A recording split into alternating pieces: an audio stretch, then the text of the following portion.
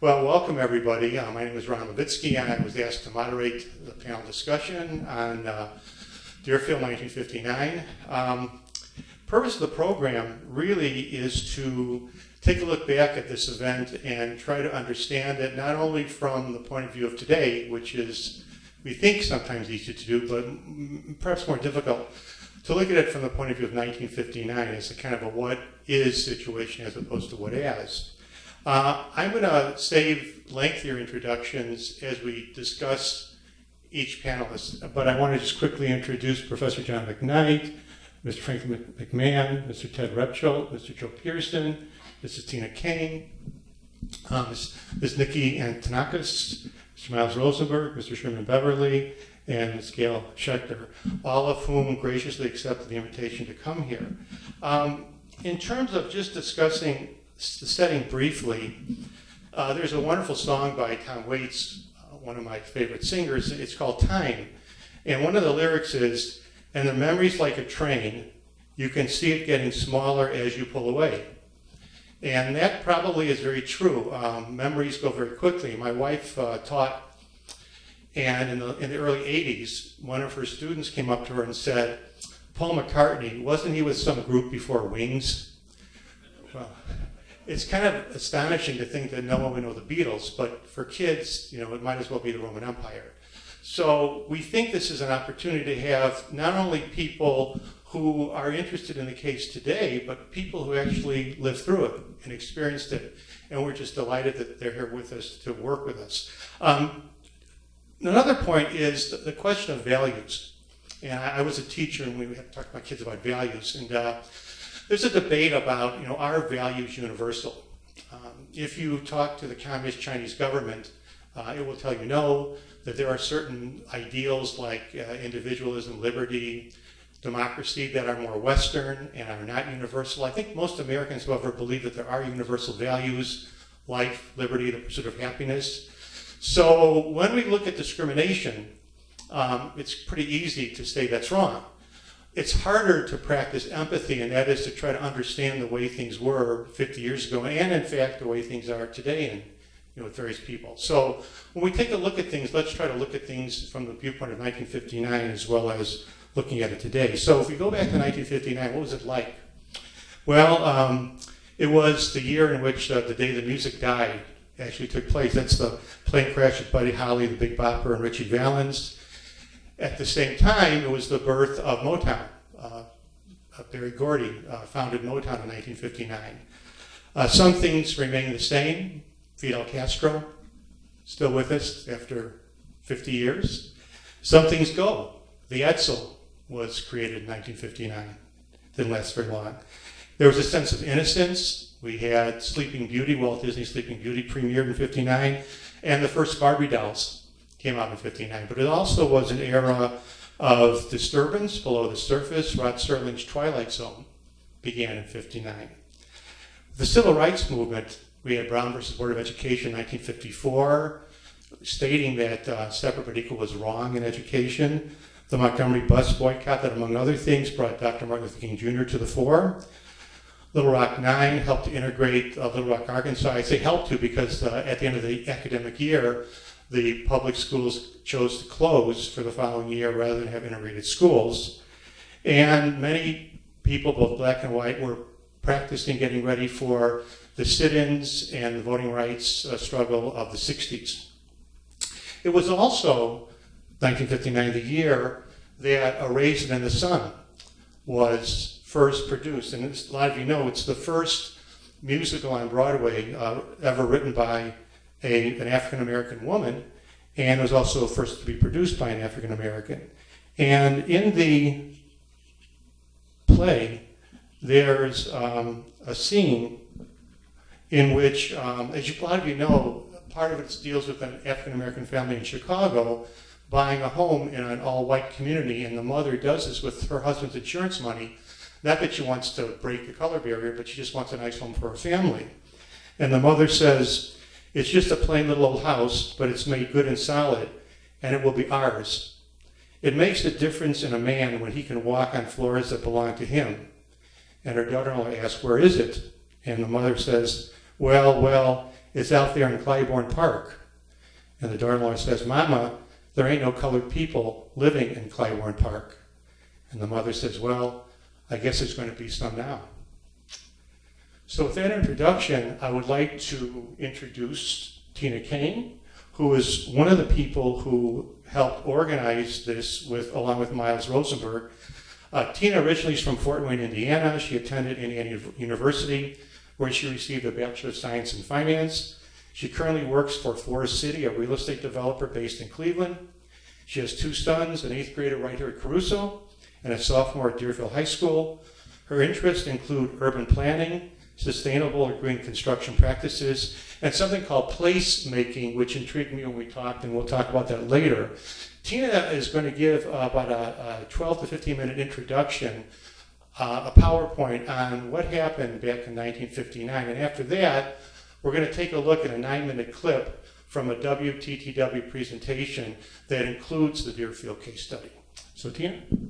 So in November 1959, Milgram announces that he's going to sell 12 of the homes to Negro families, called controlled occupancy policy.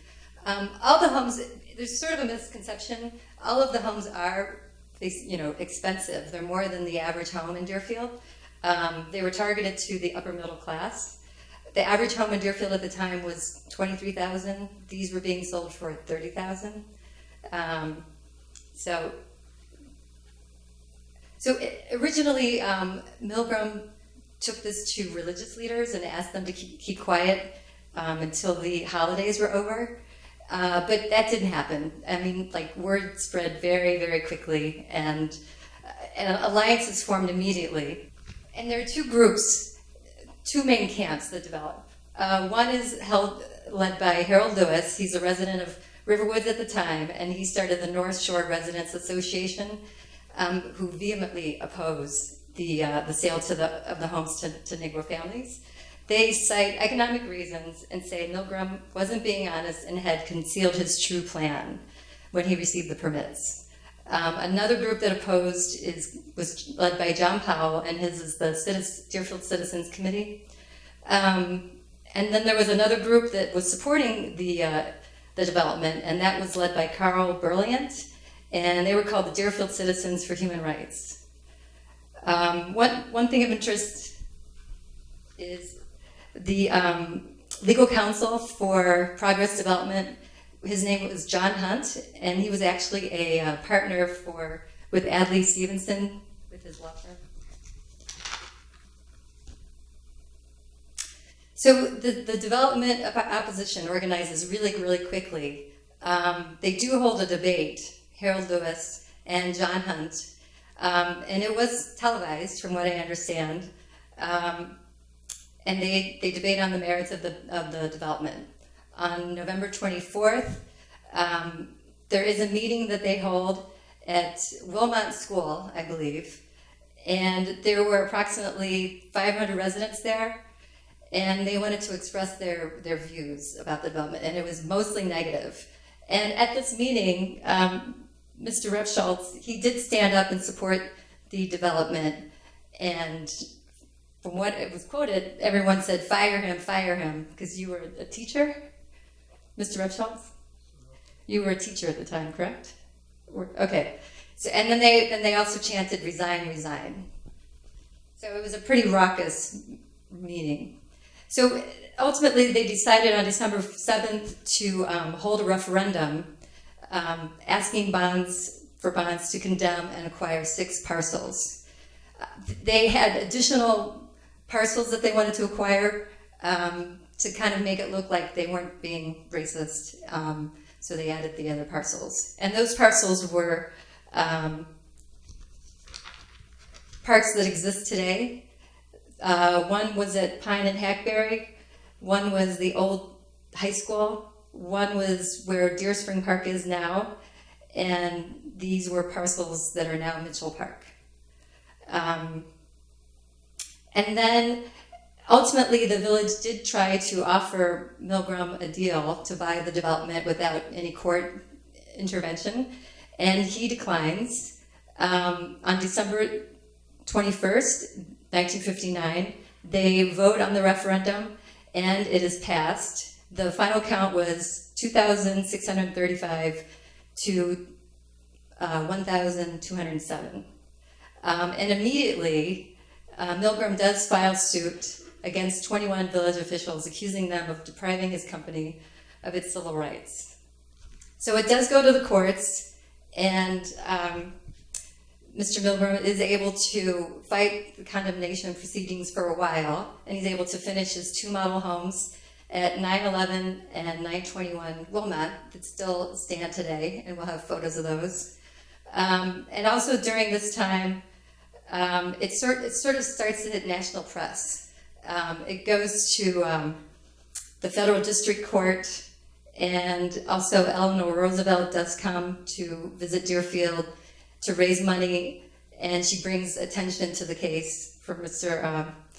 Milgram. And then in April 1963, this sort of closes the case because the Supreme Court refuses to hear it. So effectively, all the other court decisions stand, and the village is able to condemn the property and acquire the land. Ultimately, in 1963, as the civil rights movement does gain momentum, Deerfield does pass an open housing ordinance. And just to keep things in perspective, in 1964, President Lyndon Johnson signs the Civil Rights Act of 1964, which prohibits discrimination in employment and in public accommodations. In 1967, Sherman and Eve Beverly, who are here, are the first African Americans to purchase a house in Deerfield. And then in April 1968, President Lyndon Johnson signs the Civil Rights Act of 1968, making it very clear and prohibiting discrimination in the sale, rental, and finance of housing. One thing I did want to add too, Mr. Mitchell did try passing a referendum in 1959 earlier for a lesser amount of around 100,000, and the residents did turn it down. Some of the fallout that happens, the supporters, some of them have their homes vandalized. I was told by your daughter that your family was blacklisted from joining Tanaqua Club, which was like a really big deal at the time because it had the only pool in town. And Reverend Bergram, a Zion Lutheran minister, was asked to leave his congregation because he took a very public stand supporting the development. And a few newspapers did print some articles, that kind of mentioned communism, and they felt like communists were to blame and they were behind the whole thing. Public-supported housing on which work will begin at once will provide long-delayed decent dwellings for veterans. Returning in boatloads from their victorious campaigns... Today's housing shortage can be traced back to how America settled the last housing crisis. Signing the public housing bill, President Truman puts the first phase of his Fair Deal program into law. New federal housing laws set off a housing boom that forever changed how Americans would buy their homes. In the first half of the century, a typical mortgage lasted 5 or 10 years and required at least a 30% down payment. But now the government would insure lenders, enabling home buyers to obtain 30-year amortized mortgages with little or no down payment. The new laws underwrote the nation's most successful affordable housing program. Home ownership is the basis of a happy, contented family life. And now, through the use of a National Housing Act insured mortgage, is brought within the reach of all citizens on a monthly payment plan no greater than rent. It is those federal loan packages, those federal guarantees that allow for suburban development. But FHA and VA loans made suburbanization possible. The first contractor is building 400 low to moderate priced units as one job. If you look at some of the advertisements for some of the suburbs, it'll say things like, buy a home for less than you're renting in the city, $50 down, $150 a month for your mortgage. And so right after the war, you start to see this explosion. And in about the 15 years period after the war, some 600,000 housing units are built in the greater Chicago area. New highways, also built with federal funds, carry the new migration out from the city to the suburbs. You cannot imagine a place like Naperville or Schaumburg without an expressway. The automobile, the expressway, changes the whole pattern of life. Really changes the way we think about cities. It changes the way we think about each other, and it makes it easier to run away from each other. Many people were looking to run away because the 50s were not only a time of new beginnings and opportunity, they were also a time of conflict and fear. Over and over again, angry crowds of whites besieged black families who sought better housing on the white side of Chicago's color line. It was Chicago's worst racial disturbance in more than a decade. Why did it happen? Human rights organizations tracked the violent acts. 60 to 70 firebombings a year against black families attempting to move into Chicago's white neighborhoods. Ironically, the same federal housing authority that created new homes in the suburbs now fueled Chicago's racial violence. FHA's guidelines recommended against loans to, quote, neighborhoods with inharmonious racial groups. So when a black family purchased a home in a white neighborhood, many white homeowners feared for the future of their investment. In effect, FHA policies added an economic incentive to racial prejudice. Literally speaking, FHA would take a map of a city and draw a red line around neighborhoods where they would not guarantee loans. And so inner city neighborhoods became increasingly redlined after the 1940s. The effect of the policy is to impede mortgage capital in cities, make it difficult for people who lived in cities to get either equity loans out of their house or to purchase houses in the cities in the first place. There's no investment coming in, stores are leaving, the city is disinvesting, garbage removal isn't as good as it could be, police protection might not be as good as it might have been.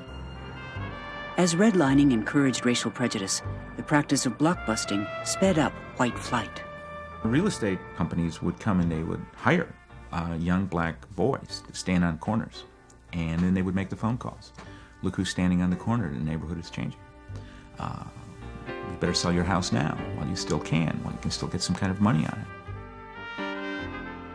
Black families who had just recently bought into economically stable neighborhoods found themselves in communities suddenly starved for investment. Meanwhile, white families who had moved to the suburbs were determined to protect the value of their homes. Most saw keeping their neighborhoods white as the solution. Local government was much smaller, was much closer to them, so they were able to control the school system, they were able to control zoning and other land use in their own communities, and that was perceived as a tremendous asset. The exercise of local control by Chicago's suburbs surfaced most dramatically in the village of Deerfield in 1959.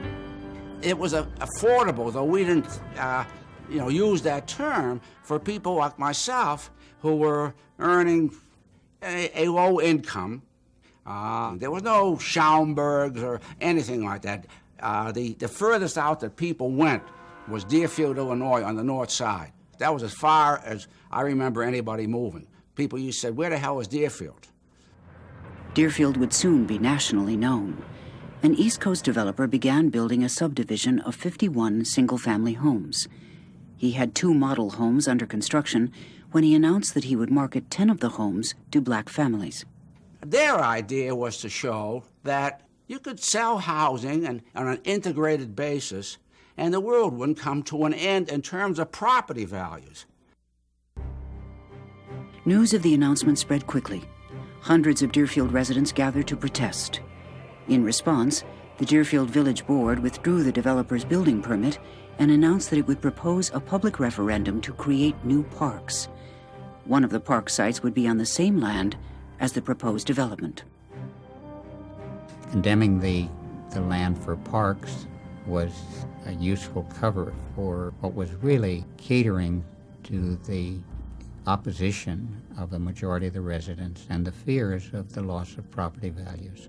Now, if you stop to consider, there are probably about 4,000 homes affected. Some, I think, in the immediate area will lose the entire equity in that home. The majority of people were looking for an out, looking for a way to stop the development without identifying those methods as being opposition to the presence of Negroes in the community, even though that was clearly the reason. And I will tell you now, I am against it, but I am not against integration. I feel that these developers have come in such an underhanded way to force this issue on us, and at this time, I think that it should be abandoned. If they want to open up some other place and have their own schools and their own stores like they have done in the South, and it has worked just beautifully to the advantage of the colored and to the white.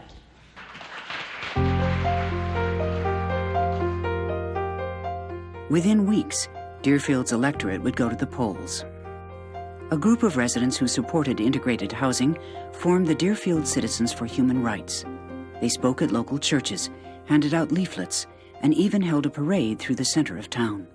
The anti-side said nothing after these 2 or 3 meetings at which some hotheads spoke up and whatnot. They kept their mouth shut. There was no more leaflets. There were no ads in the paper by the people who wanted parks.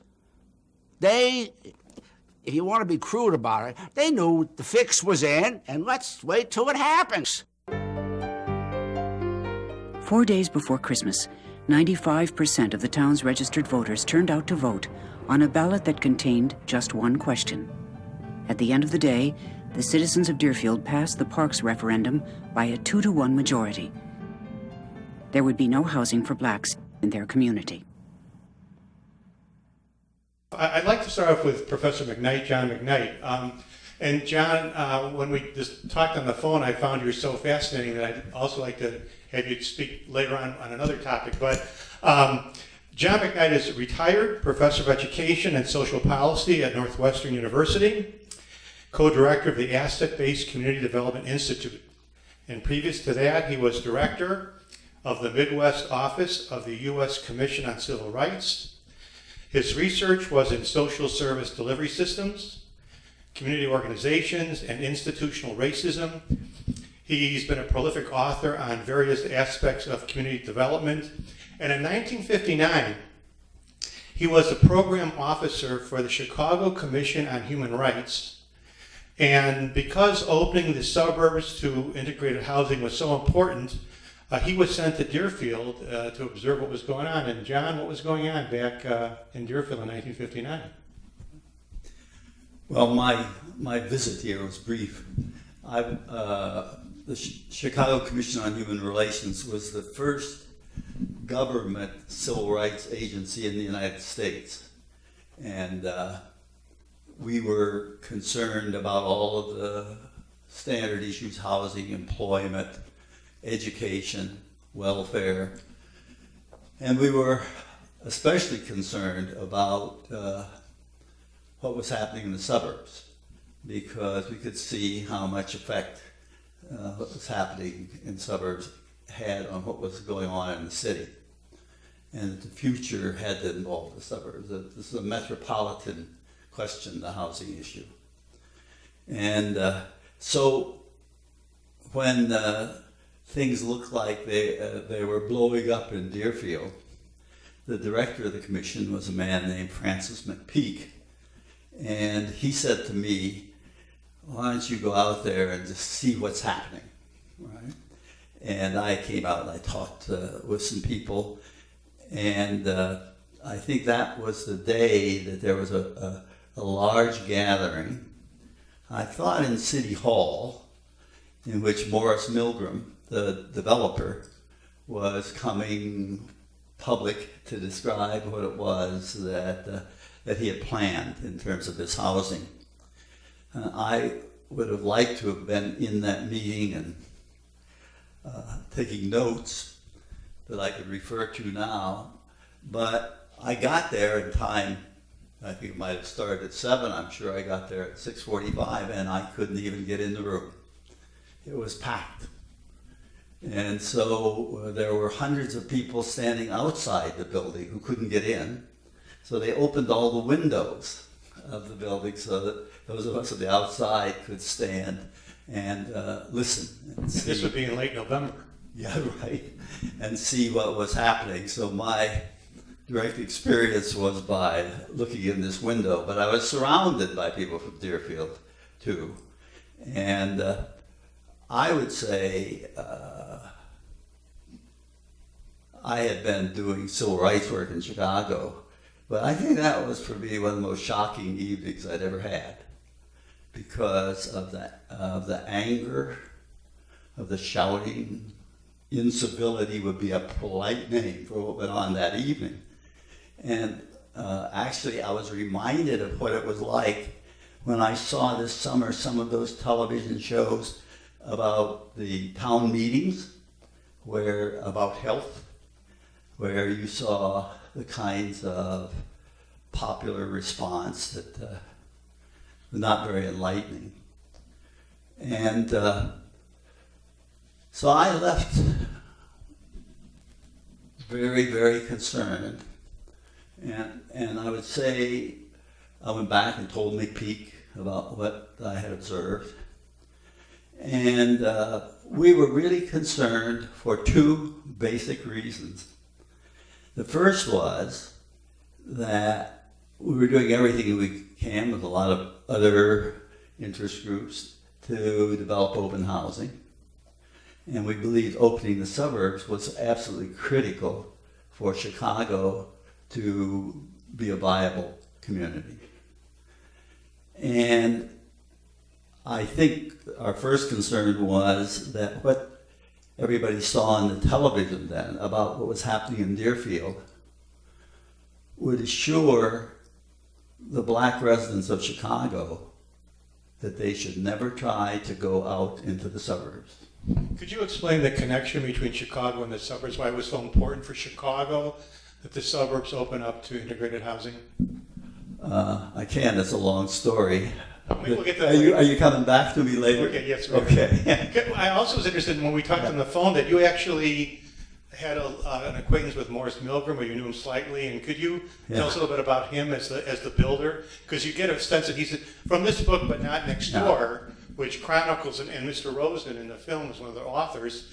We get the sense that he was quite an idealist. Obviously, he was a businessman, but he really came with the intent to have integrated housing. So what kind of a person was he? Yeah.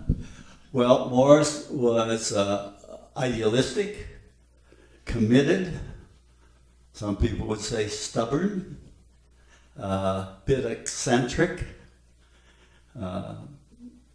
self-defining as to what he was going to do.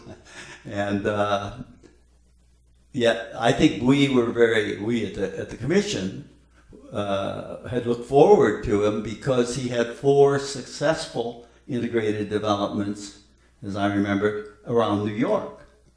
So he looked like a very important person. I mean, those of us who were working on open housing, who were we? We were people in government, in the civil rights movement, maybe in not-for-profit organizations, but we didn't really do anything because we couldn't build houses.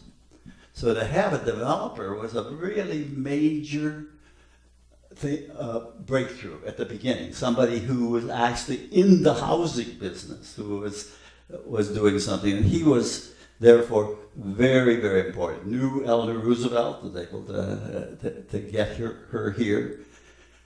I would want to add, however, that while Deerfield, is sort of an unhappy part of our suburban history, on the far south side of Chicago, in Park Forest South, Phil Kletznick developed Park Forest South.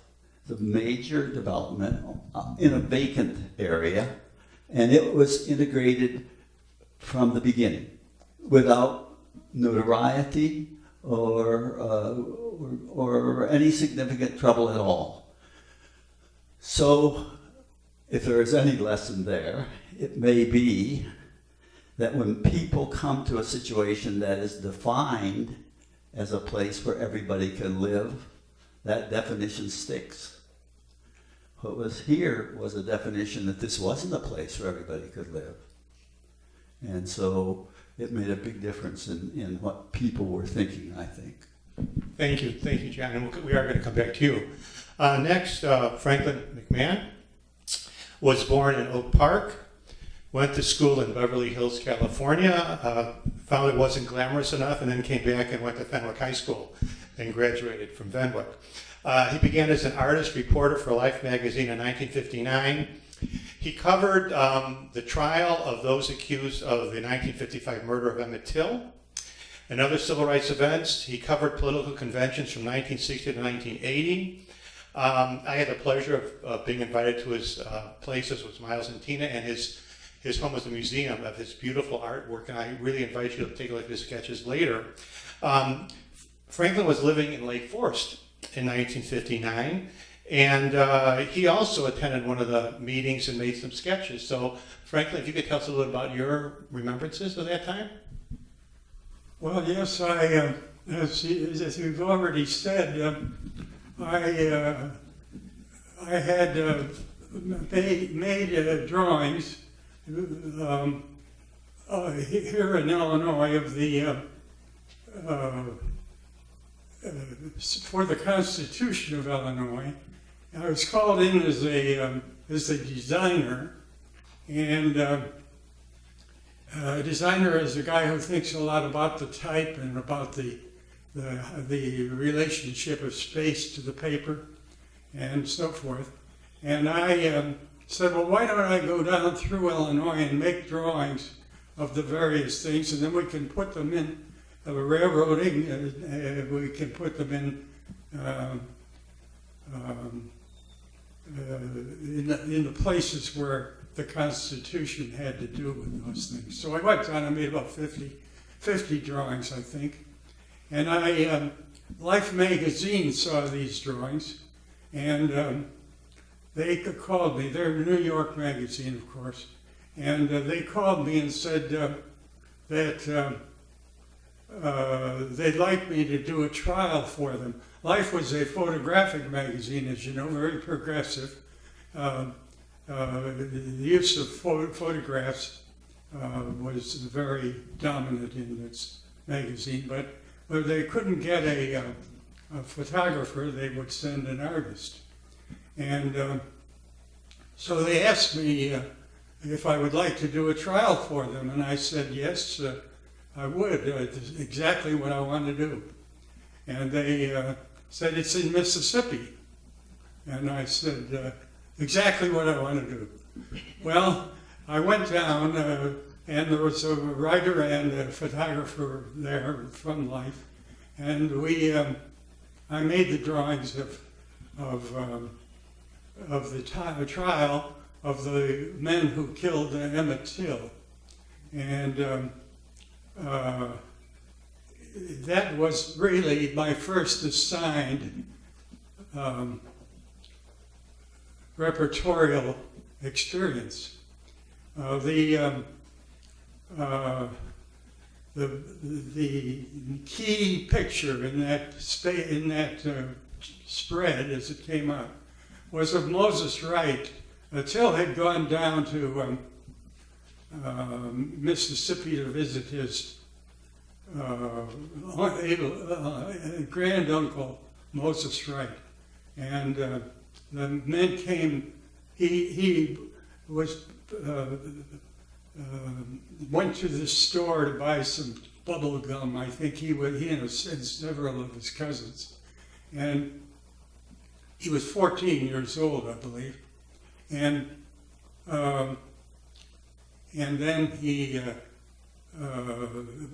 was said to have wolf whistled at the woman at the store, the white woman, Mrs. Bryant. Well, he that night, or the night later, Milam, his half-brother, and Bryant came to the house and took Emmett, and the drawing of Moses Wright testifying and pointing out to the people in the courtroom and the judge and everybody, those two men that had come to take him, and the guts he had to stand up and point in the American South at that time.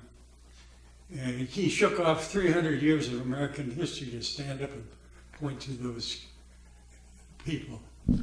And that became the major picture in the spread, which included other pictures. I don't need to spend a lot of time on that. Right, and of course, Emmett Till from Chicago. The reason I say that is that I did Drawings for Life of several trials after that, but then I decided to try to branch out into doing my own initiating of work and so forth, and get out of the courtroom. So I, the first chance I had to do that was to come here to Deerfield. I lived in Lake Forest at the time, and to come here and see what was going on. I heard about it and so forth. And the drawings kind of tell that story.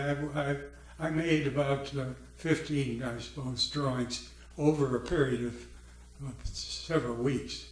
And the first one, of course, was the one at the big meeting. I think that may have been the meeting you attended. And I used the word on the phone with Mr. Levitsky of the notion of the fervor, or I used fever as the word, and he corrected me and said fervor.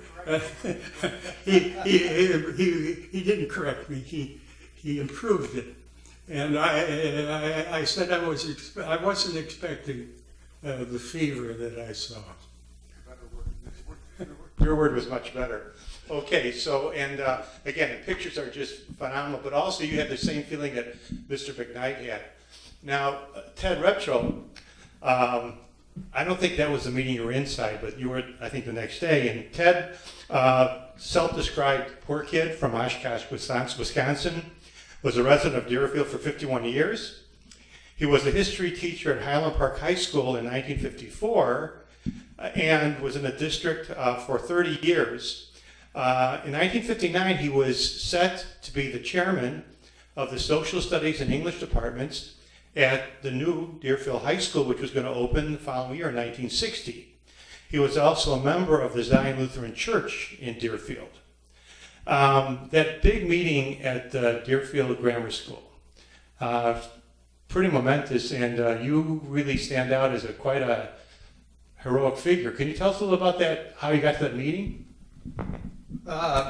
First of all, let me remind you of Jacques' soliloquy, The Ages of Man, and I'm about at age 60 and a half, having trouble hearing, having trouble seeing, having trouble walking, but still alive. I deny everything these people have said because I couldn't hear what they said. So I don't know whether it's true or false, but all I can do is tell you what my experience was. I was an individual teacher, not connected with anything except Township 113, destined to go and open up the doors of Deerfield High School in September 1960. One day at school, I got a message from my pastor, Paul Bergman. Call me when you have a chance. I called Paul. He said, stop by the house on the way home. I have to share something with you. Well, it was right on the way home, right down Deerfield Road, 2 lanes at the time. And he took me down into, I guess, what was their laundry room, and said, let me tell you something that's happening at Deerfield. There's a meeting tonight I can't go to. Would you go in my place? I said, what's the meeting, Paul? He said, well, there's a developer that wants to come in and develop some property along Wilmot Road, just north of St. Gregory's. And he has already talked with Father Parker, and Father Parker briefed his vestrymen, and the vestrymen briefed the community, and lo and behold, we knew we were going to have a project for integrated housing. That evening then, in his place, I went to the meeting, not intending to do anything but be an observer and report back to my boss what I had seen and heard. But you know, along the way, I heard so many falsehoods being spread that meeting, I just couldn't take it anymore. My class at Highland Park had been reading the Federalist Papers and Plato, and we knew what the role of a citizen was and what my role should be. There was no way that I could deny what was going on. So on 3 grounds, I raised my objections. The Constitution was being violated. The principle of free enterprise, a man developing a property and selling it for a profit, was being violated. And the right of an individual to hold and own property was being desecrated. Made my points with the accompanying boos and sat down. On the way home, or that evening at home, got a phone call from a man named Adrian Ringett. And Adrian said, we're getting a small group of people together to see if we can do something about this project. So at a meeting where the village music shop on the corner of Waukegan and probably Osterman, the music store. The first meeting was held of the Deerfield Citizens for Human Rights. At that meeting, among others, I got to know Dan Walker, who later became a governor of Illinois, who later, beyond that, got into trouble and wound up in the clinker, but is now out again and living a successful life, I think. At that meeting, we thought we could organize to rally support for the builder, not because we were in favor of everything he was doing, but we were against what was being done to him. A couple of weeks later, maybe 3, the election was held. The election to acquire property under eminent domain was held for parks that we had denied in the summer because we didn't want a swimming pool in Jewett Park, and we didn't want to buy that golf course, Briarwood, for the park district. But all of a sudden, in November, we really needed parks. Jim Mitchell, who was president of the park board at that time, told me, he said, Ted, I took every opportunity I had to win over land for the park district. I said, sure, Jim. And after the election, my role ceased. I was not a part or party of the suit. I did not discuss this in class with my students. That would be inappropriate. Our job was to talk about Plato and the Federalist Papers, and later on Hamlet. And that was the role that I played very inadvertently, unexpectedly, unplanned. It happened. That's my story. Thank you, Ted. One of your students is sitting next to you, I understand. Joe Piersen is a student of Ted's. Wish I had been. Joe is born and raised in West Highland Park. He's a retired teacher from Wood Oaks Junior High in Northbrook, and he currently lives in Deerfield. In fact, he's lived in Deerfield since the 70s. In 1959, a number of very important incidents happened to Joe personally. His father died. His mother took over their real estate business in Deerfield, and Joe was at Grinnell College. Now, your mother being a realtor, I'm sure things must have been somewhat difficult for her. Could you perhaps talk a little bit about what she told you about what was going on? Well, my mother, like all the other people we knew, she was a conservative Republican, but she was well educated, and she had a different outlook on this whole situation.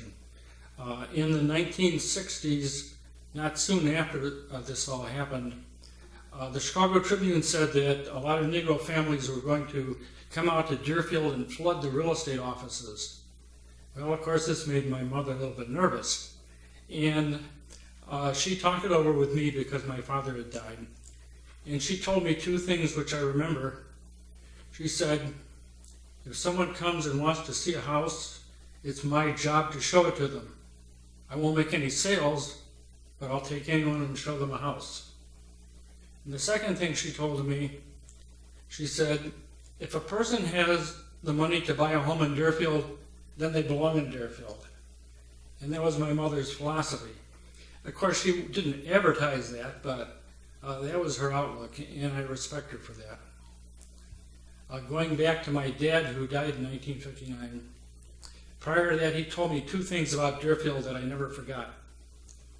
Number one is he said that in the 1920s, the Ku Klux Klan marched down the main street of Deerfield. I actually did not believe him. And I knew he was living in Evanston at the time, but it was true. I thought that the Klan only operated in the South, but in the 1920s they marched through Deerfield, and the children who saw that parade were the leaders of Deerfield in 1959. So that struck me. And the second thing he told me was about the leadership in Deerfield. He said, no matter what it is, they're against it.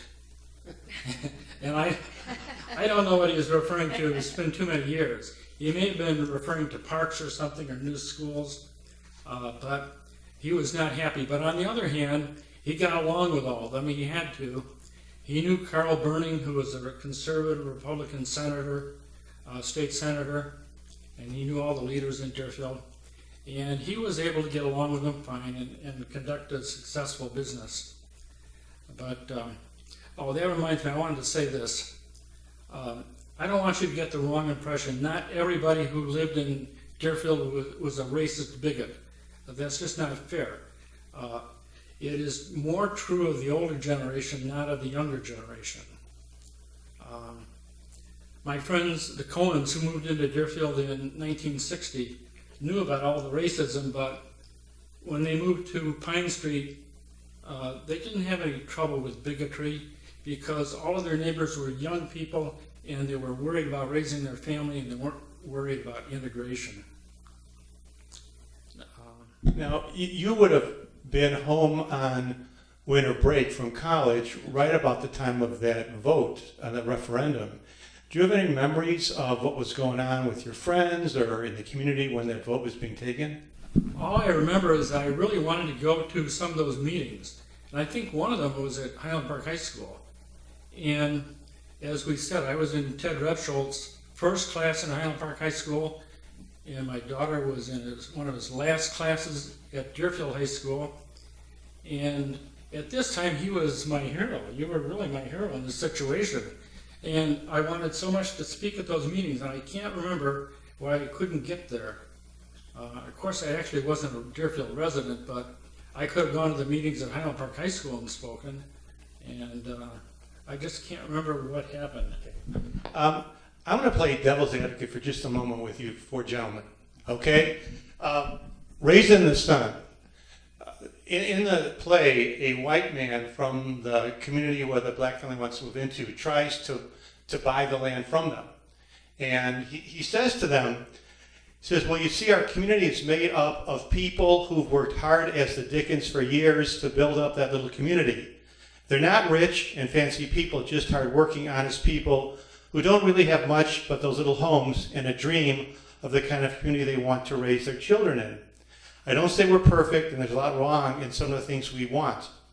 But you got to admit that a man, right or wrong, has the right to want to have the neighborhood he lives in a certain kind of way, and that racism has nothing to do with it. Is it possible, playing the devil's advocate, that a lot of people in Deerfield weren't necessarily racist, but were generally afraid that this is where all their money went into, and if the housing was integrated, they would lose the money they put into their houses? Or do you think it was racism? It was both. Both are true. I wanted to mention, though, that my mother was not surprised about this because she told me that if you drive down the streets of Glencoe, like Green Bay Road, you see all these empty lots. There's a reason for that. Those were where all the Negro families lived. But it is true that people invested all of their life savings in their homes. Ron, I think there's one thing about Deerfield that needs to be corrected. Before the housing development was ever proposed, when we moved in 1954, there was a considerable anti-Semitic feeling in Deerfield. It was virtually impossible for a Jewish family to buy a house in Deerfield until the Chicago Housing Company moved in the southwest quadrant. We had a neighbor, virulent anti-Semite, who wouldn't let his kids play with the next door neighbor's kids who happened to be Jewish. Happily, he moved out of the neighborhood. I think if you do something because of the race of some people is different than your own, and what you do is negative, I'd call that racism. I don't know how you get away from it.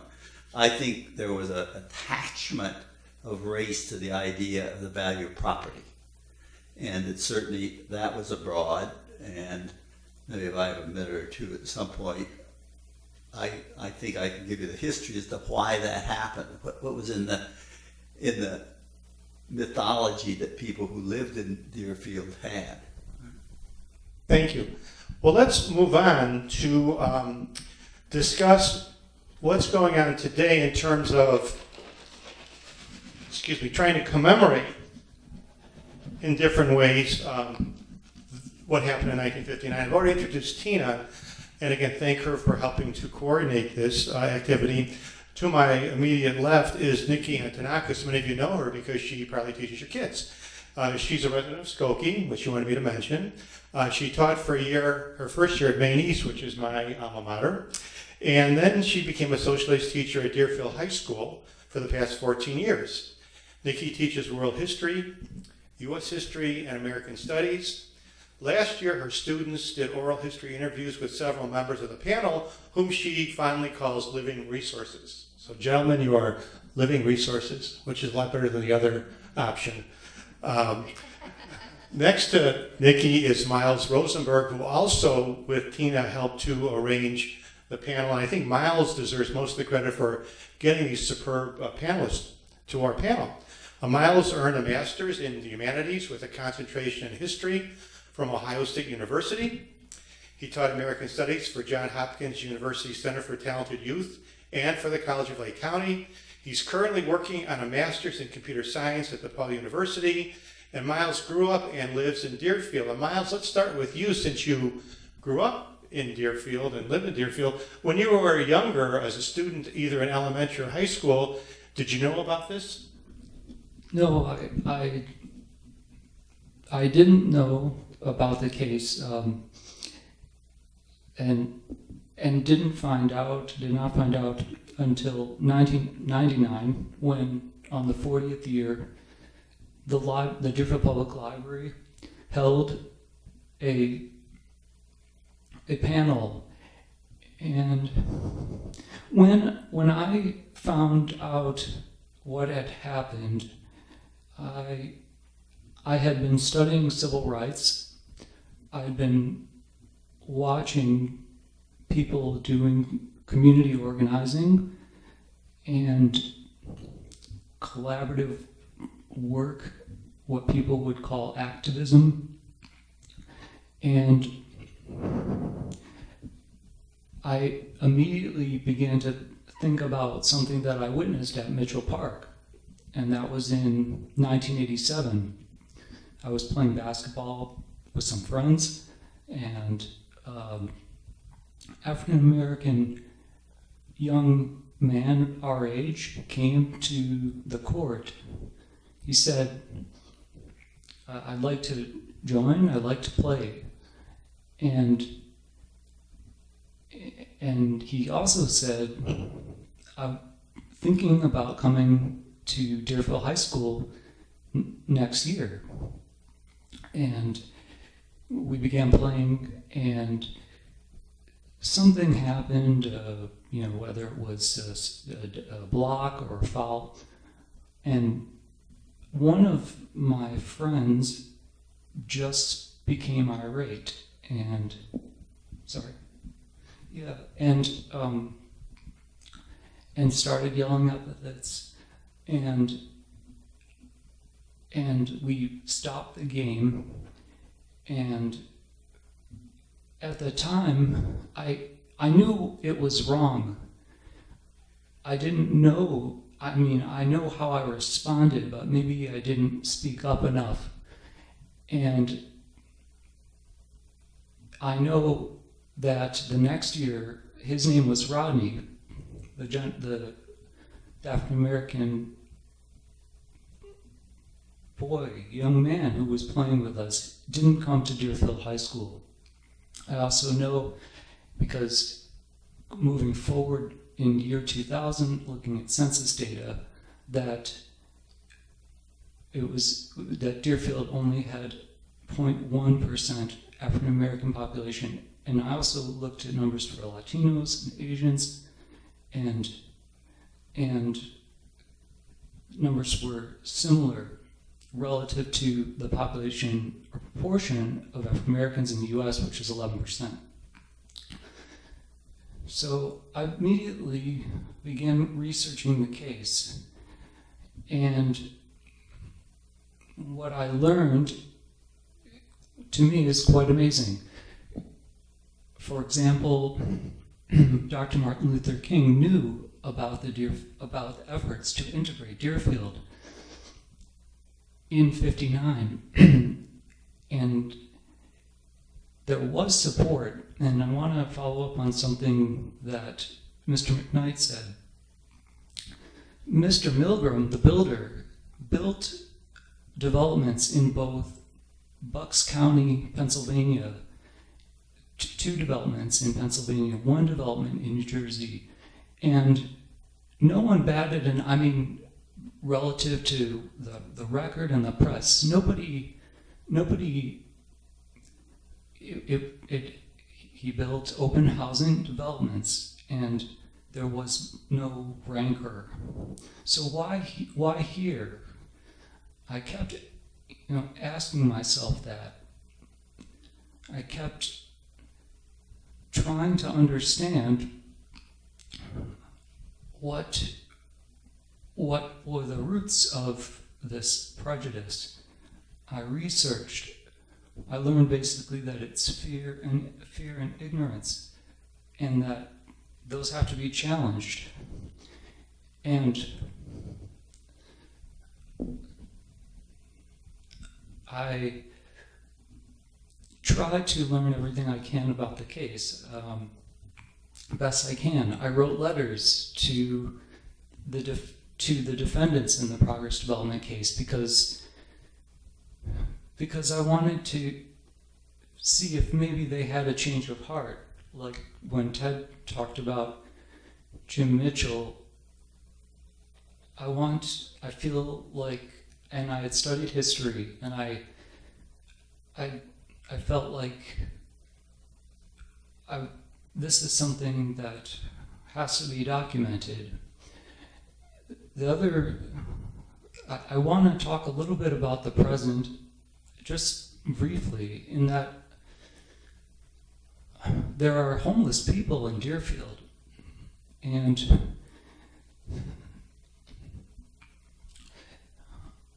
what I pray for, what I want to work for, and Professor Antonakos has told me that the current administration says that 10% of all new housing should be public or affordable housing. I think that should happen here, because for the person I know who's homeless, sleeping at the train station and then coming to the library and being exhausted from standing all night, it's no way to live, and I want to help. Thank you. And Miles has done, Miles has done so much work. The box that he has in his car has probably more documents on this case than anywhere else in the world. And and eventually we hope to have a website. He'll probably talk more about that later. Niki, as a teacher at Deerfield students, and I know that the high school has done a lot with this case. Maybe you could explain a little bit about what it's done and what your plans to do? Well, I just want to reiterate that I've been at the high school now that I believe this is my 14th year. And when I first started, Ted and actually his daughter Vicky often came to our classes to visit with the students and tell stories. So that has been going on for a long time, and I'm guessing and know of anecdotally that you had come also before that time as well. So we do believe in not only bringing this story into the classroom, but also in some ways having the students look out into the community and really trying to understand their community. In the last 2 years or so, as we started to think about the high school having its 50th anniversary, as well as this case having its 50th anniversary, and how much the town has changed in the last several decades, what we've realized and heard in so many stories is how much the town has changed. And what is that change? And I appreciate Ted mentioning the anti-Semitism that was here. I mean, that is clearly a very large change in the community. There are many different types of people. I hope also, as Miles does, that the socioeconomic differences will once again come back to Deerfield, because as I understand it, and I think as this film clip shows pretty well, it was a very affordable town 50 years ago. And clearly the prices of houses have changed quite a lot, particularly in the last decade. But we want students to be able to look at their community and understand it. We want them to be able to seek out who the people in the community are, to understand not just that there was this incident and it made things very difficult for a time, and maybe even to today, for people not just of African American descent, but also others to come into the town and feel welcome here. And the students have a very important role as well, because they are, after all, not just residents of the town, but they are citizens. They are hopefully going to be more and more active members of the town. So I think it's very important for them to recognize that local government and also community building, relationship building, is one of the ways in which change can be made. It is in fact one of the ways that change was stopped in 1959. That's clearly shown through the documentation on the case, is that very quickly you had a pretty strong coalescence of community members around a particular point of view, but you also had a very strong group of people who gathered on the other point of view. And so what we try to do in our coursework now, and it happens on practically every grade level in different courses, in an introductory social studies course, in any form of US history kids will take, in sociology clearly. But we try to help kids to understand that the manner in which they can be active in their community is just down the street. Perhaps you read in the Deerfield Review that we had a 2-day event last week on local history. We really tried to give kids a flavor of the town's old town Deerfield, small town Deerfield, and this incident, but also many of the other things that happened since, including the many people and the many local government decisions that helped to move the town away from the position in 1959, or the majority position in 1959. So one of the things that we did highlight at that event was the shift in May of 1963 to an open occupancy ordinance, which I think is a pretty significant shift, and I think that some people in the room may have been involved in that. I think that it's important for us to investigate that some more. So we try to animate our students' interest in that history, and that is why we decided to participate in local history again in the spring along with the library, and we hope to continue to do that and hope to continue to get these stories because they are very powerful and they are really the source of our understanding of people's motivation, how they get up in the morning and say, gee, I think I should call so-and-so and start working on this idea and maybe work at the government or go to public meetings and start to make a change. So I do believe that that's very important, and we do try to build that civic sensibility among our students. I think there was one more thing I had to say, but I have a bad memory. A history teacher with a bad memory? No. You when we were when I went to see you and we talked, you said that, I thought it was very profound, you said that sometimes the moment's important, but the aftermath of the moment is important. And you mentioned one particular student who was inspired. He was inspired by He was inspired by what happened? It's a fabulous story. Thank you so much, Ron, for taking good notes. I have it here actually behind my notes of everybody else that I was taking. Perhaps you know him, perhaps you know the story, but I'll just go ahead and show you this newspaper clipping. So the newspaper clippings, I think Tina mentioned this, were really, you know, the press that Deerfield got was so bad, and we told this to our students last week, that the word Deerfield was really a bad word for a long time. And yet, here's a story from 1964, and it's about a young man who lived at 1601 Montgomery. Today we are in 1801 Montgomery. And his name was John Foster. And he went down to Mississippi in 1964. And along with Oliver Haraway, Moses Lee Jackson, Ulysses Everett, and Charles Hartfield, who were all from Mississippi and were all African American, he was arrested for helping them to try to integrate a portion of public space in Mississippi. And that's the kind of story that we really want our students to know too. It's very important for them to know Deerfield Citizens for Human Rights, to know about the change in the local government that occurred very quickly after 1959, the 63 ordinance, and so many other details that are not so much highlighted with this case, and yet show a lot about how we can affect change. And that's what we want our students to know about. Thank you for the reminder. Thank you, thank you. Tina also was a big organizer, and real quickly, if you could explain how you got interested, because I think it's kind of interesting, because you did the research in a way, you were researching it, and then maybe we can get at the end to some things you'd like to change. I too found out about this right after 1999. A friend of mine, I wasn't at that meeting, that commemoration there, but somebody told me about it, and then recently I discovered it again. I was doing some research on tear down homes in Woodland Park. There's still a few like kind of modern, they call them atomic ranches. And I just was curious if there were any famous architects who, you know, some of these homes might have been worth saving from the 50s, and then I just kept bumping into the story, and I was just like, wow, you know, it's approaching 50 years, you know, people don't even know about this, because, and I would mention this to people, and they're like, oh, really? And so nobody seemed to really know, and so I just wanted to make sure that people are aware, especially new residents, you know, of our history.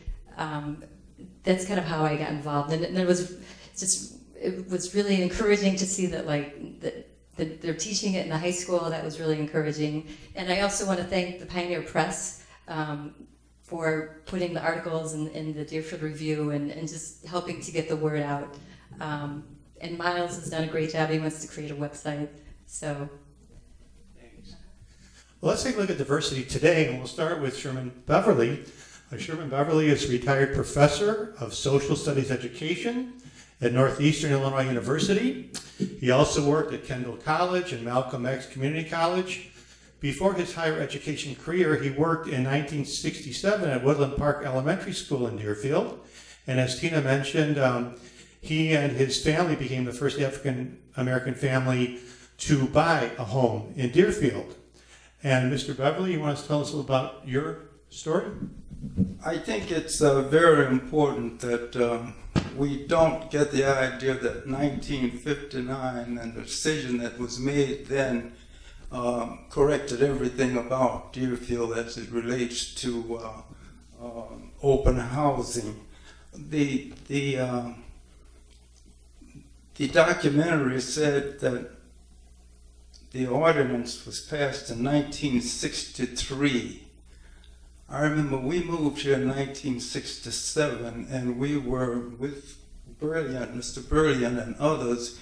We were right in the midst of the fight for the open housing ordinance during that time. That was in 1967. And we recruited some students to go in a huge meeting that we held at the high school to speak in favor of it. And of course there were students speaking against it too, but it was a great meeting, and I think that those students really are the ones that sort of turned the tide in favor of open housing. I'm glad we're looking at, we can't jump from 1959 to 2009, or 2009, without looking at some of the things that happened in between. Things were not corrected at that time. We moved here in 1967. Well, let me talk about the Unitarian pastor sold his home in Riverwood privately to the first black family to live in Riverwood. That was in 1961, 2 years after the 1959 fiasco. In one of these years, 1963 or 1964, a black Cuban family was driven out of Deerfield.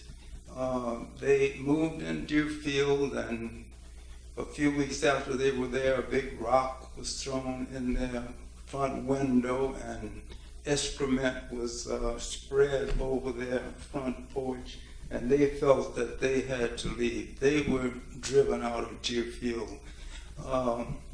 So the problem went on, and the same issues existed in 1967 when we moved. We knew what we were doing when we moved.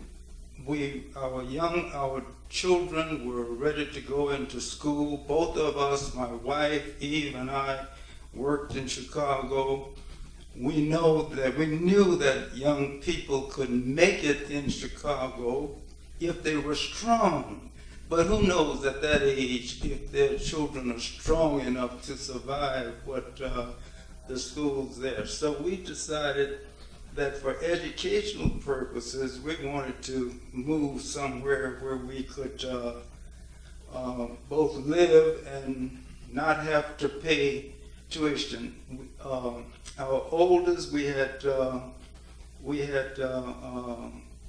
had been accepted at Francis Parker School in Chicago. Well, you know Francis Parker.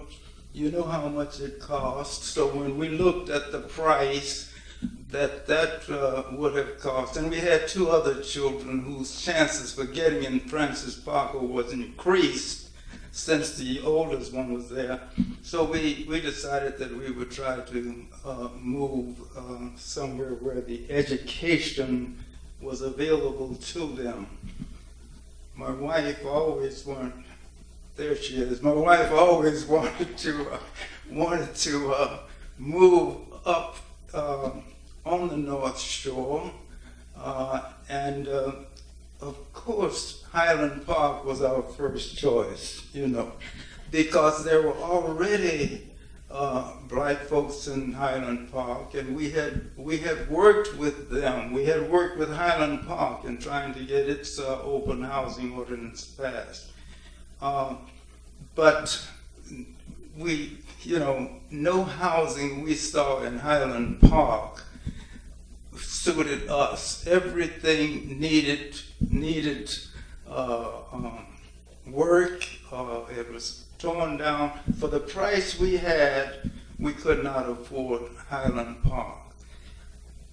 I guess we could call her a vagabond realtor, really, who had an office in Highland Park, who had a seat in an office in Highland Park, but I'm not sure she was directly connected to them.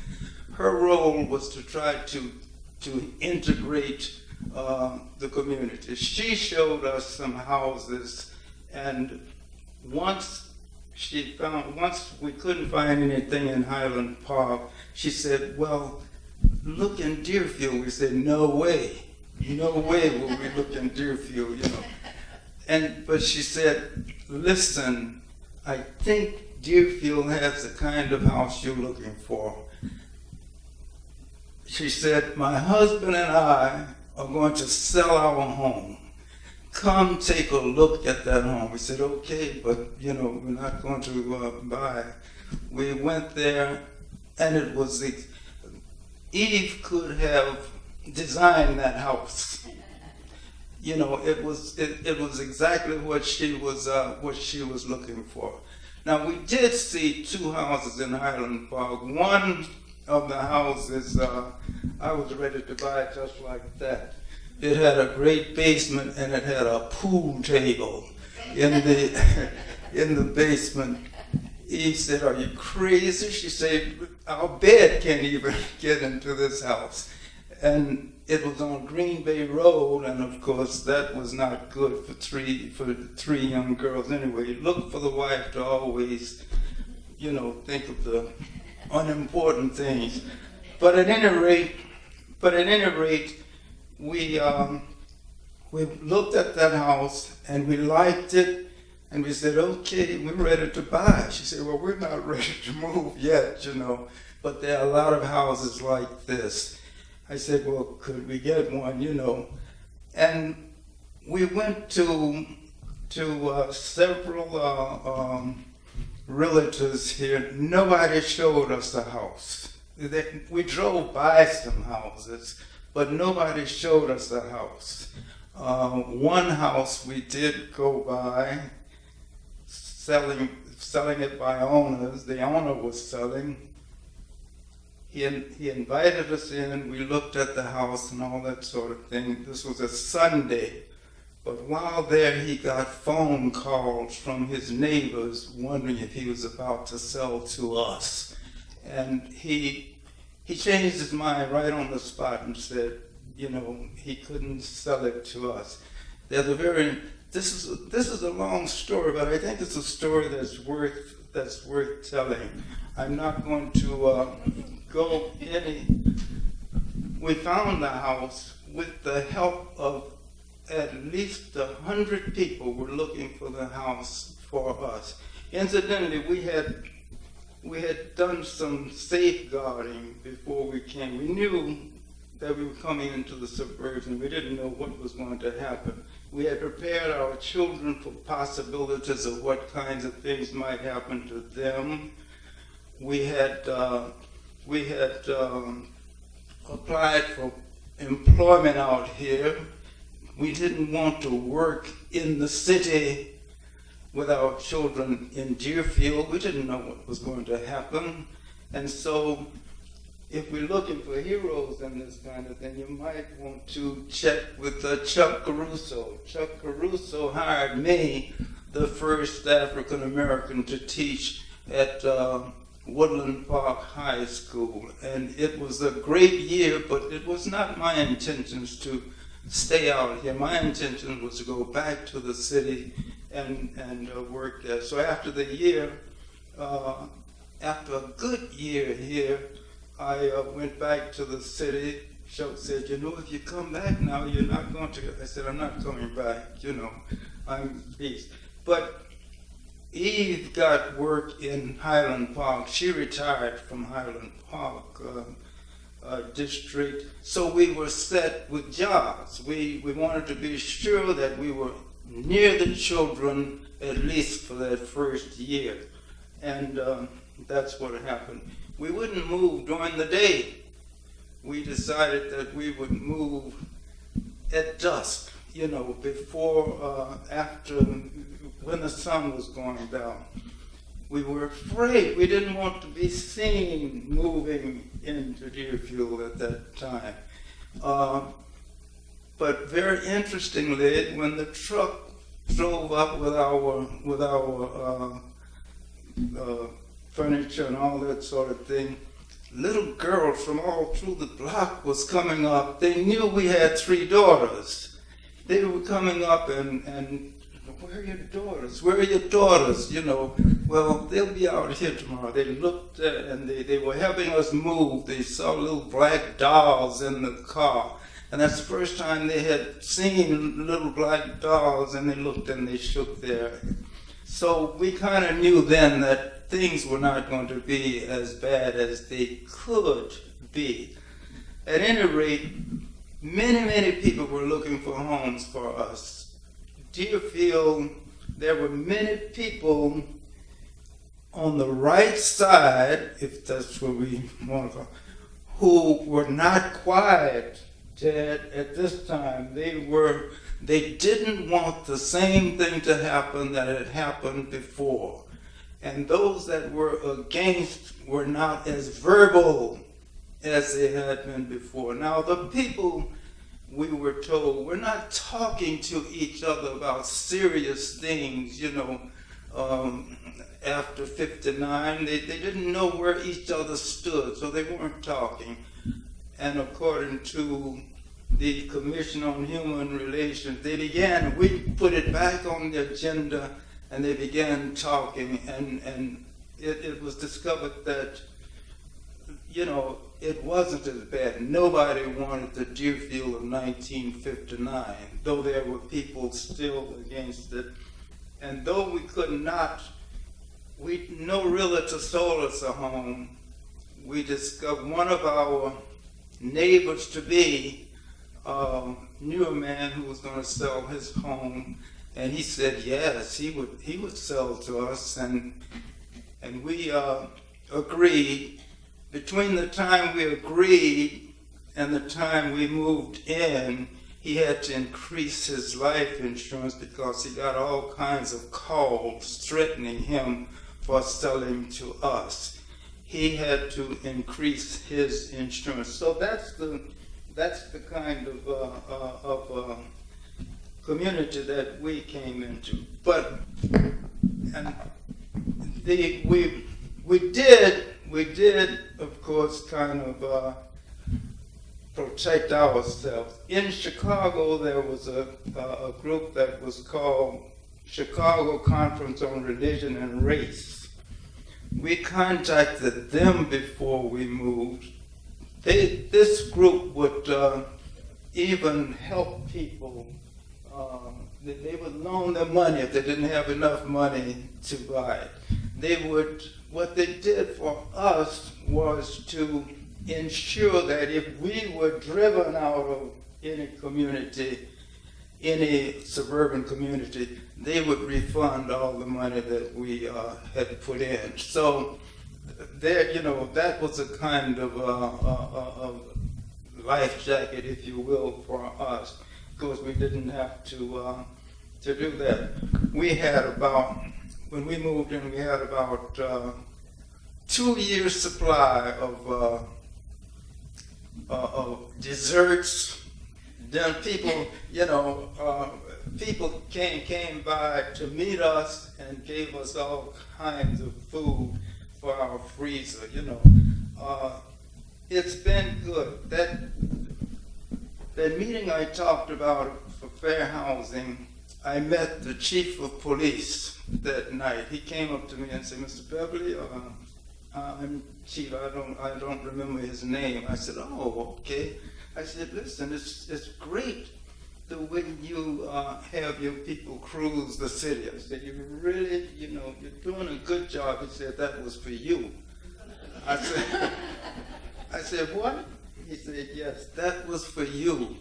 We were not going to let anything happen to you and your family." I said, "Really?" I said, "Well, thank you. You did it so inconspicuously." I said, "It looked as if that's the way." I said, "Thank you very much." He said, "When my men came back to the station after that first day, they said everything's going to be all right because our yard was just full of kids playing kick the ball and everything else."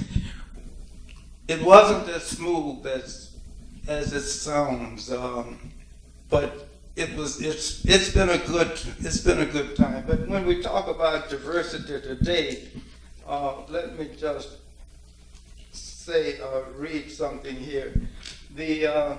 By the way, there's something we could be proud of in Deerfield too. Did you know that in 1850, Lyman Wilmot had a station of the Underground Railroad for slaves here in Deerfield. That was back in 1850. In 2000, there are 18,420 people living here. 95.88% are white. There are only 61 African Americans, I think. That was in 2000. I don't know how many. I see almost more than that here tonight. When we first moved, we knew all of them, all of us. Not anymore. When we saw Butler Sharp there walk into, I was coaching girls softball at the time. We saw him walk through and we went over and said, "Man, who are you?" And we became friends, have been friends ever since. It's been a journey. There's much more to tell, but Gail. Thank you so much.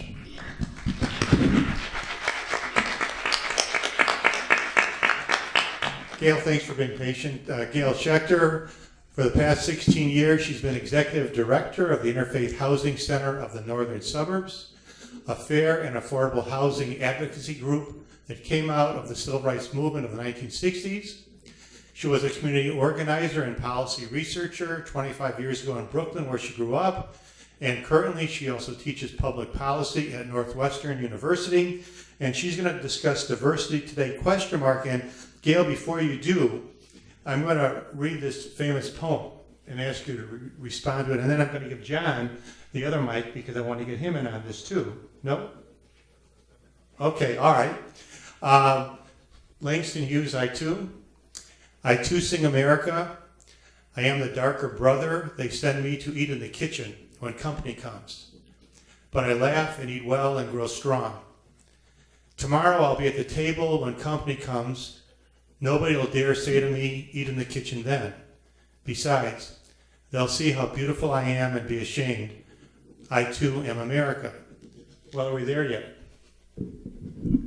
My first thought when you read that is the Obamas moving into the White House.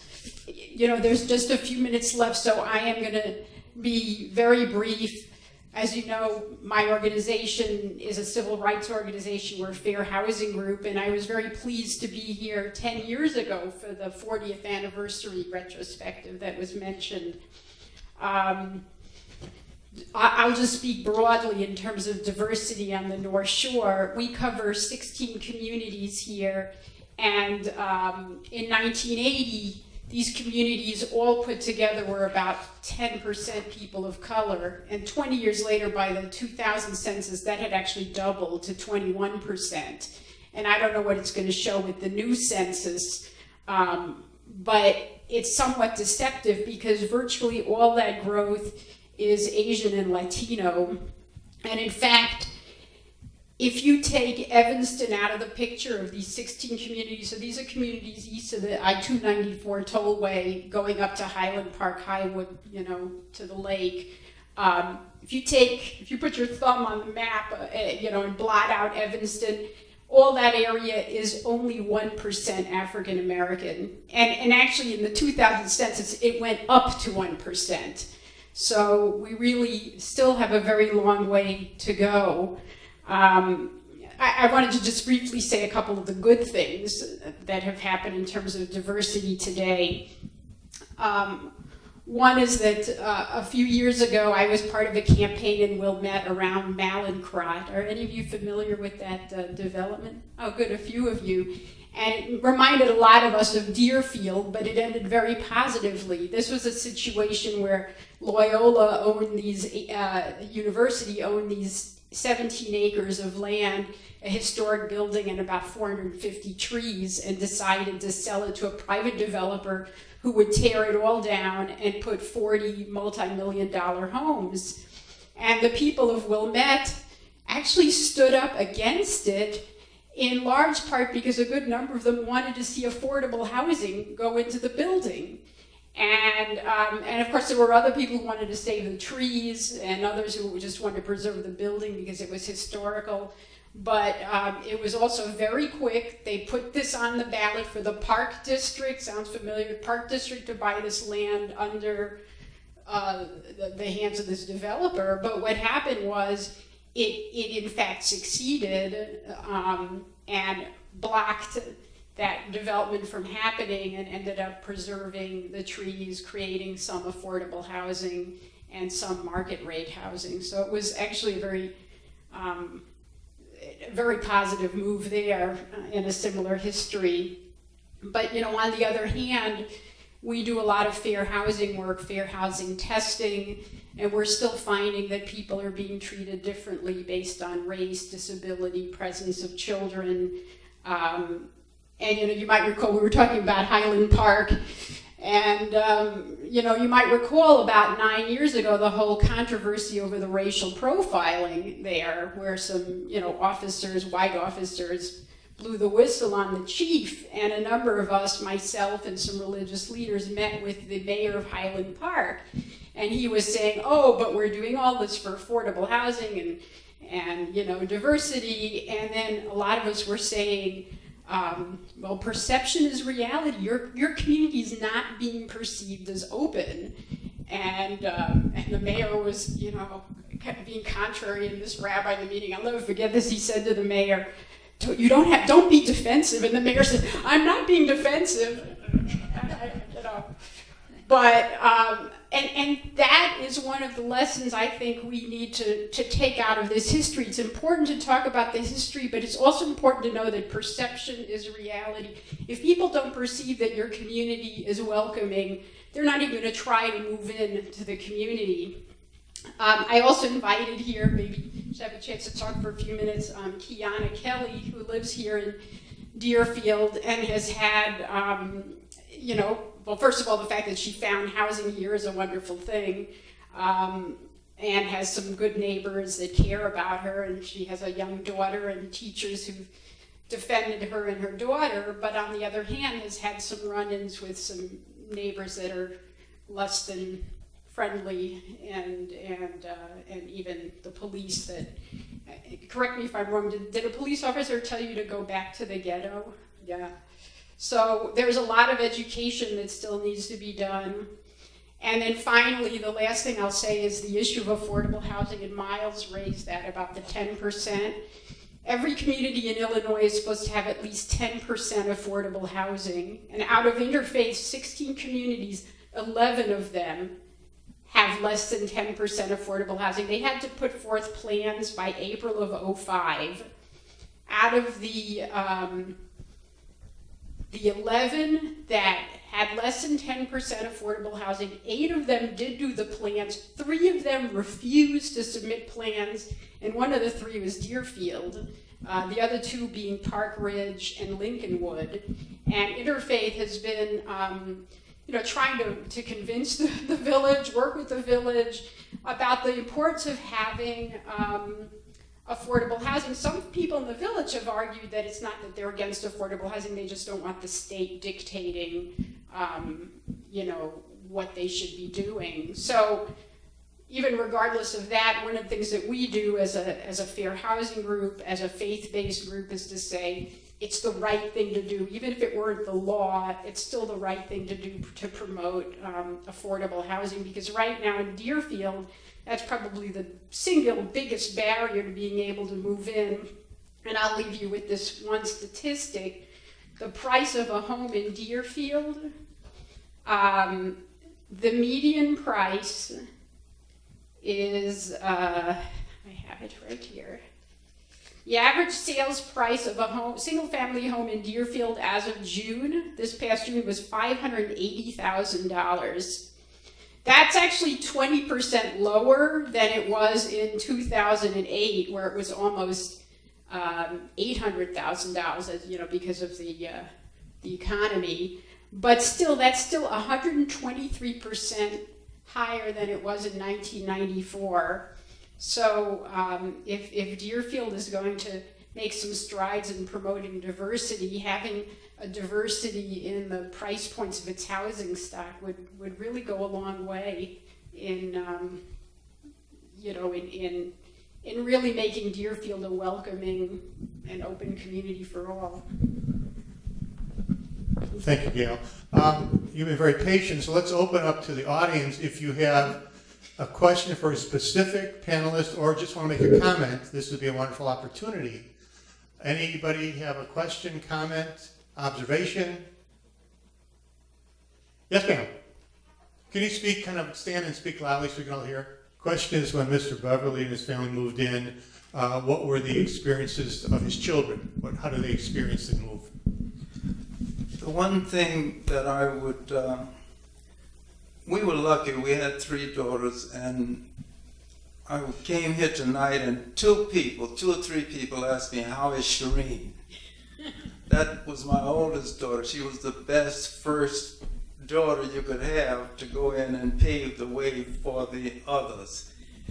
You have to keep, I don't care where your children are going to school, you have to be involved yourself.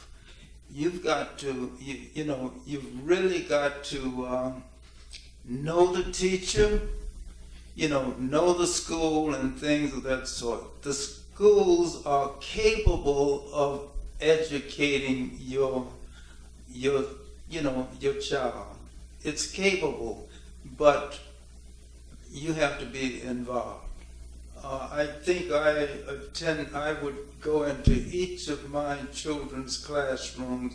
We were educators, and so I was invited, and I would lecture and talk with the students constantly. You have to be seen. That's all I can say. We can talk later if you wish. Question is, why did Mr. Beverly and his family move to Deerfield and not consider Evanston instead?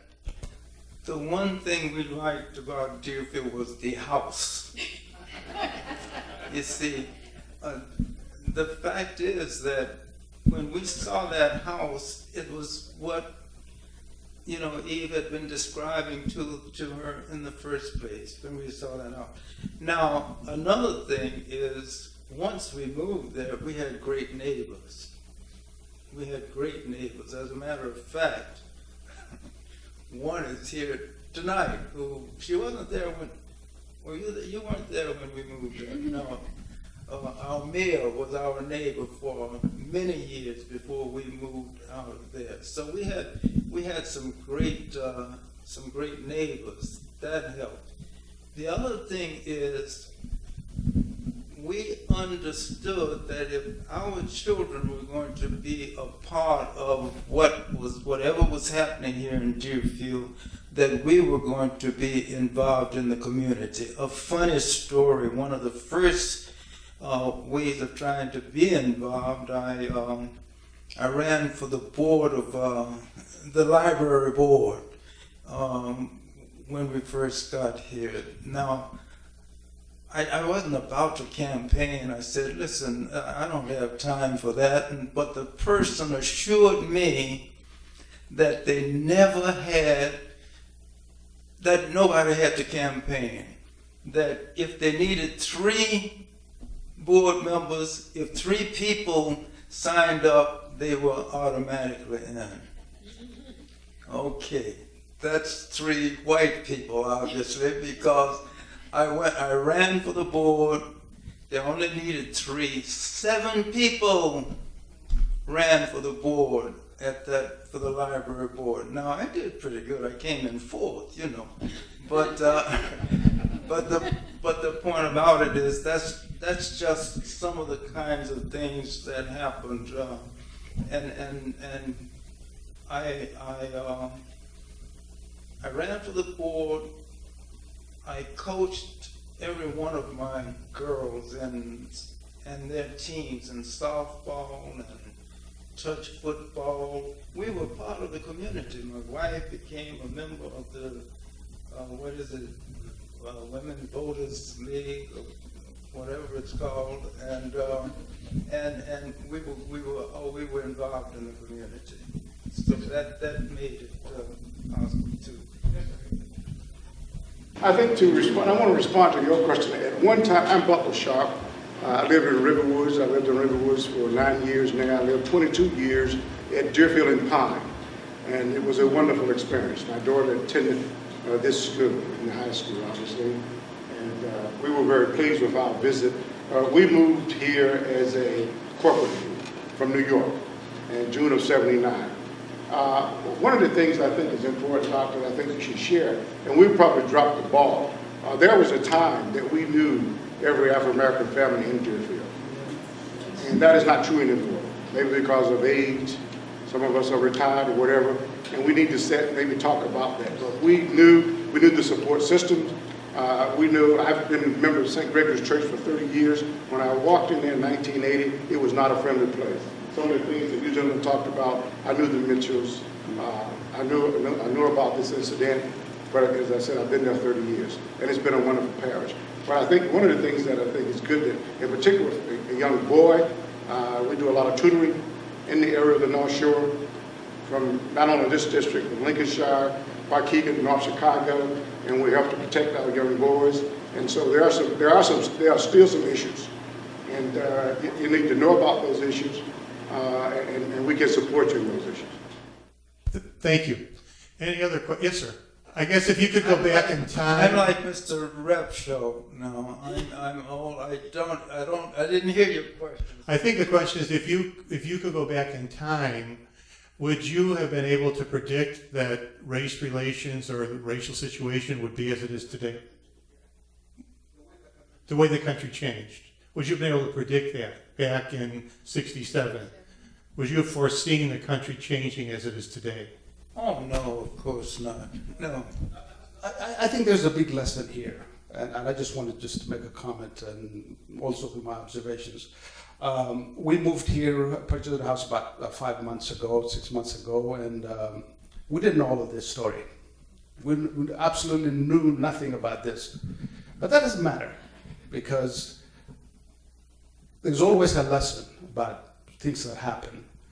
If the lessons of '59 here that I learned tonight look bad, what I think we should take away from it is, and the reason I asked Mr. Beverly the question is that, look at the positive side, that in a remarkably short period of time, this country has transformed itself.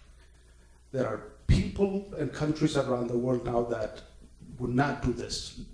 They would always be looking at the negative things, somebody suppressing another person, etc., etc. America, when it started on a lot of good things, and there were bad things too.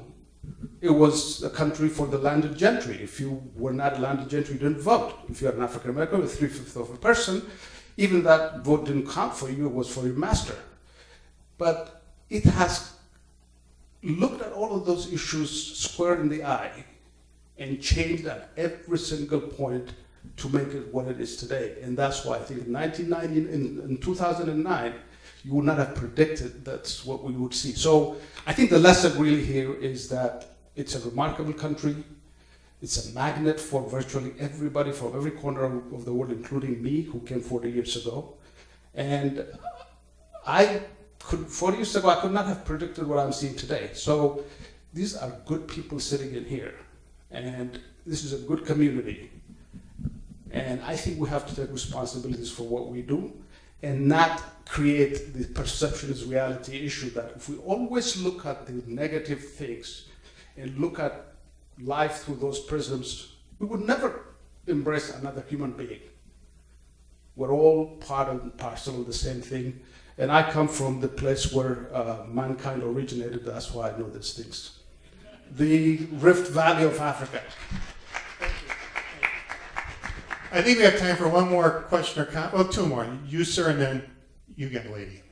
Question is, was there a rational basis for the fear of declining property values because of the race issue? You know, I don't think there was enough happening in the suburbs that I can answer the question there. I can tell you in the city where I was working.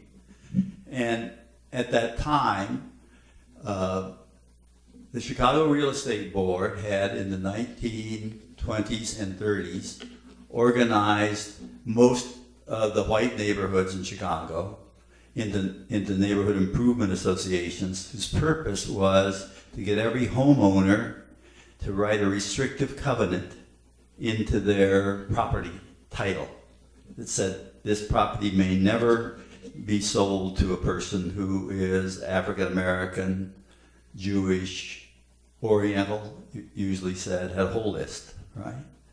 And because the Chicago Real Estate Board did that, it brought to every household the idea that if people of difference, those kind of differences, would buy a house, that the neighborhood would collapse. I remember when, back in 1956, when I started working in neighborhoods in Chicago, most white people believed if one black person moved in, the neighborhood would be gone. And the reason they believed that was because of what the real estate board had done. That was compounded by what you saw here. The FHA, Federal Housing Administration, wouldn't basically give mortgages, wouldn't insure mortgages for black people who were moving into neighborhoods where white people were.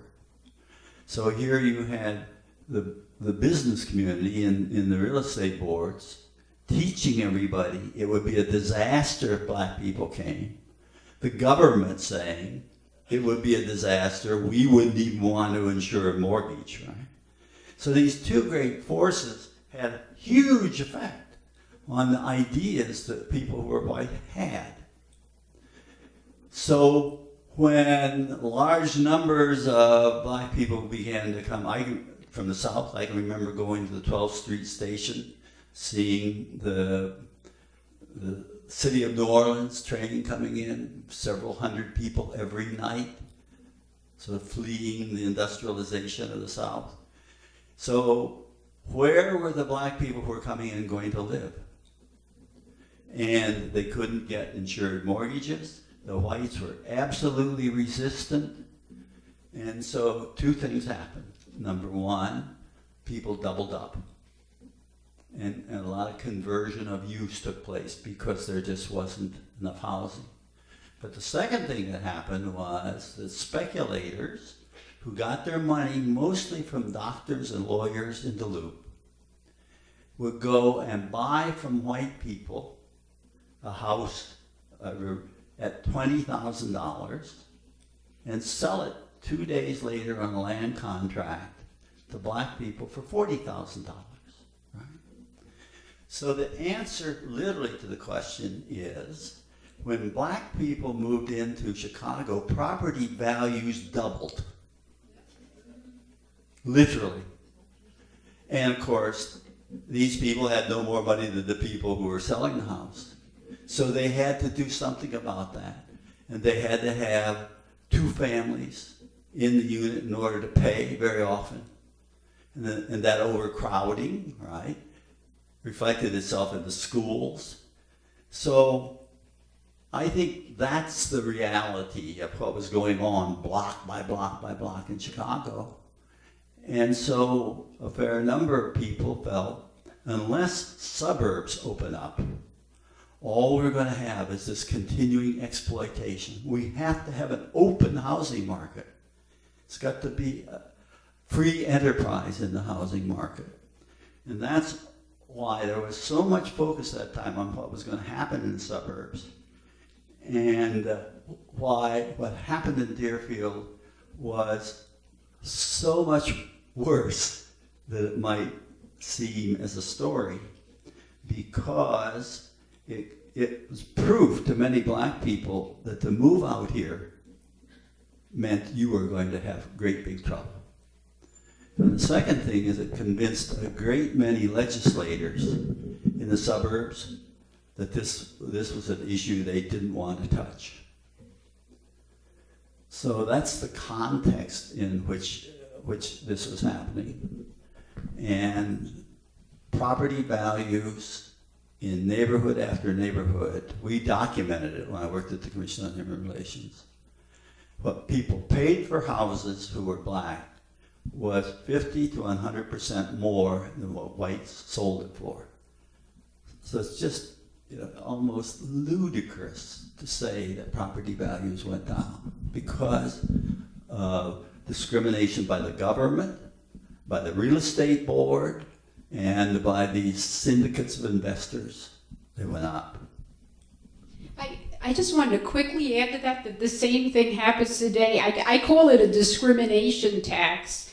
I don't know how many of you are familiar with North Shore Estates, which is a big rental complex in Highwood across from Fort Sheridan, 250 units that's almost entirely occupied by low-income Mexican immigrants.